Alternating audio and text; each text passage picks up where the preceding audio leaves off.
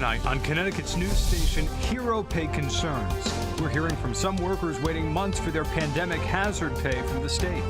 Timing out a few shower chances in the days ahead. Your full forecast coming up. Also, a budget battle in one Connecticut town as parents worry about potential major cuts for the school district. Plus, to-go cocktails as one New England state makes this pandemic-era rule permanent. We'll look at what the future of it is here in Connecticut. And cones to cannabis. A co-founder of Ben & Jerry's starts a marijuana nonprofit. How he's hoping to serve up social and racial equality. Now at 10, this is Fox 61, Connecticut's news station. Begin tonight with concerns about the state's hero pay program as some frontline workers have waited months for their pandemic pay. Good evening, I'm Ben Goldman. And I'm Jen Bernstein. Thank you so much for joining us. The first round of payments went out more than 2 months ago, but some people tell us that they have not received their money and they aren't getting any answers. Fox 61's Jake Garcia asked the state for some of those answers. He joins us in studio with what the state had to say. Jake? Yeah, Ben and Jen, you know, this program is meant to thank pandemic workers, essential workers in Connecticut who worked in person during the COVID-19 pandemic. And it's become a headache for some trying to get their payment. I think it could have been handled better. Denise Wolgamuth continues to work as a Stop and Shop cashier, as she has since the start of the pandemic. When the state of Connecticut began the Hero Pay program for frontline essential workers like her, she applied. I assumed, okay, everything must be good because I didn't hear anything. But after the first batch of payments went out in February, she says she still hasn't received her Hero Pay. So she tried to figure out why. So I kept trying to call and call and call. I was able to get through like a week ago. But when she got a hold of someone, she learned there was an error on her application, and her application was discarded with no notification. No communication, no email. The state's comptroller's office told me that a third-party vendor was in charge of processing applications and that the reconsideration period is over. They're assuming that, you know, they're still going to get that money. At this point, I think everybody realized I'm not going to get anything. Leaving many like Denise with more questions than answers. I don't know if they could allocate more money to help people. I don't know what the state can do. I just think you'll hear a lot of people this happened to. And the state's comptroller's office says over 150,000 payments have been made so far. As far as Denise's case, someone from the comptroller's office told me that they would be in contact with her to see if they could help out. Coming up at 11, I'll have more on what you can do if you have any questions about your application status and when the final checks will be sent out. In studio, Jake Garcia, Fox 61, Connecticut's news station. Jen? Hopefully they can do something for her, Jake. Thank you very much. Well, new at 10, dozens of people packed a town meeting in East Hampton tonight, worried that hundreds of thousands of dollars could be cut from the school district's budget. Some parents told town leaders that they're worried the cuts are going to hurt their kids' education. Fox 61's Gabby Molina joins us live in East Hampton tonight to explain what was decided. Gabby. Jen, the people who spoke out at that town council meeting tonight basically wanted the town council to reject that budget, send it back to the Board of Finance. But for those who were looking forward to that, that did not end up happening. East Hampton schools could soon see nearly $800,000 in budget cuts, leaving some teachers with their jobs on the line. And to be told that we're just going to cut $800,000 and get rid of the people, that's how a school works. You can't. I don't know what they were thinking, and I don't know how. Dozens of people filled a town council meeting Tuesday evening, speaking out against those cuts. Our teachers care, and if you do too, you will not approve these budget cuts. It's unacceptable to cut the budget and let these teachers go. East Hampton School Superintendent Paul Smith says the budget the Board of Education presented did ask for more money, but accounted for rising costs. Instead, the town's Board of Finance proposed $792,000 in cuts. I feel it's my responsibility to advocate for the children, and I feel like I presented a very responsible budget.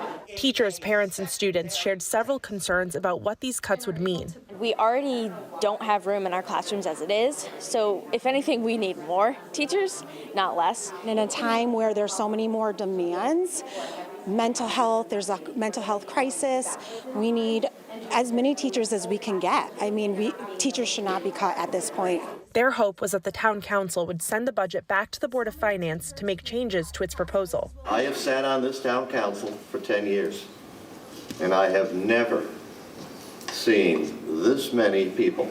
However, the council did end up voting against that. All those in favor? Aye. Opposed? Shocking. Have some courage.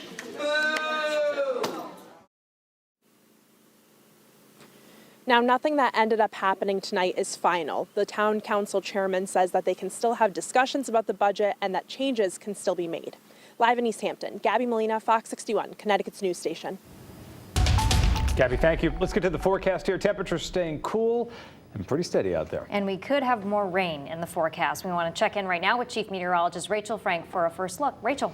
Yeah, in fact, I think the coming days will be almost exactly a carbon copy of today, with a chilly start, a cool finish, but really classic April weather and the chance for these pop-up showers in the afternoon. Right now, we're looking at temperatures in the upper 40s that are right around 50 for the New Haven area, mid 40s in Meriden, and low 40s, the current temperature for Waterbury. This afternoon, there were a couple of scattered light showers or sprinkles. It really didn't amount to a whole lot.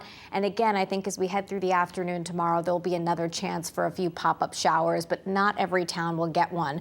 Low temperatures tonight, though, are going to get chilly again. This morning, we woke up with areas of patchy frost away from the Connecticut shoreline, and I think we'll do that yet again tonight into tomorrow morning, with overnight lows between 35 to right around 40. No frost expected at the immediate shoreline. So a chilly start to the day tomorrow, with temperatures beginning in the 30s to right around 40 degrees. Bright sunshine to start off the day, but clouds will build as we head through the afternoon. At lunchtime, temperatures are in the upper 50s. We'll see high temperatures around 60 with that chance for a pop-up shower as we head through the afternoon. Very similar weather for Thursday, but there is a chance for more widespread, steady, and even heavy rain potentially over the weekend. We're going to talk about it, your full forecast, what we know, what we're still trying to figure out coming up. All right, we will see you in a bit, Rachel. Thank you.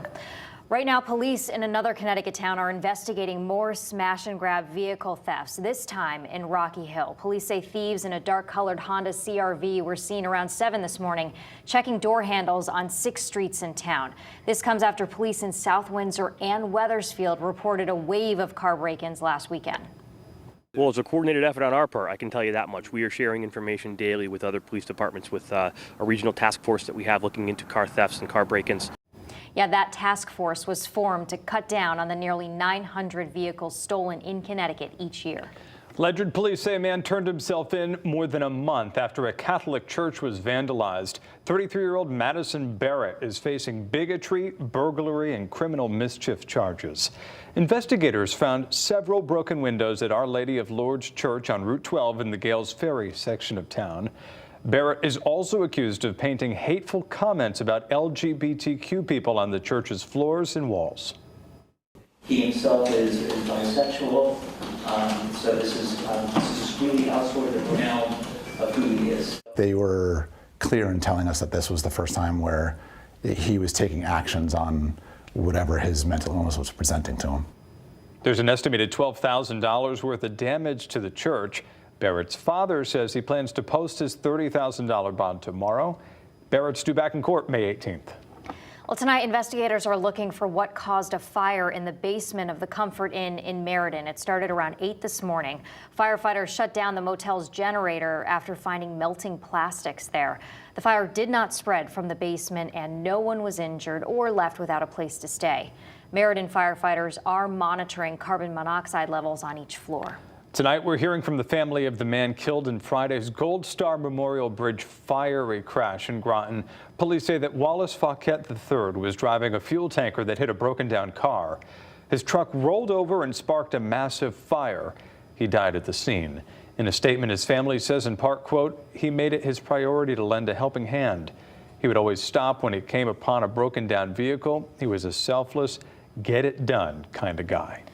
And new at 10, Governor Ned Lamont has nominated a lawyer from Guilford for the state Supreme Court. The governor announced Sandra Slack Glover as his pick to serve as an associate justice. Glover has been in Connecticut's U.S. Attorney's Office since 2004, and she's been chief of the appellate unit since 2010. Glover is picked to replace Maria Araujo Khan. She resigned after the U.S. Senate confirmed her to serve on the federal appeals court for Connecticut, New York State, and Vermont.